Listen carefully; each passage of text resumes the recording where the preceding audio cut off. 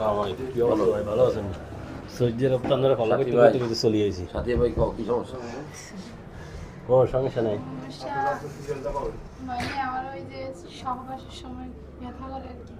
তলফাটে প্রচন্ড ব্যথা হয় আর ওইখান দিয়ে একটা মাংস আমাদের বের মানে বাইরে হয়ে যায় আর উনি একদম পুরা কষা শরীর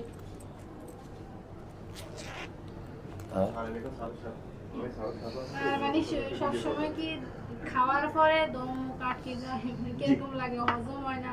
শরীর একদম ওজন ওজন লাগে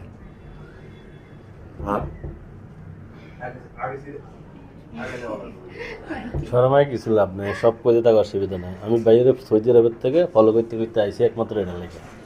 আর অ্যালার্জি সমস্যা তো আছে এটার জন্য অনেক ওষুধ টষুধ খাইছি আর কি। যখন সেক্স করার সময় পানি কম আসে, যারা হয়তো পানি কম আসে পানি কম আসে এই জন্য ব্যথা করে।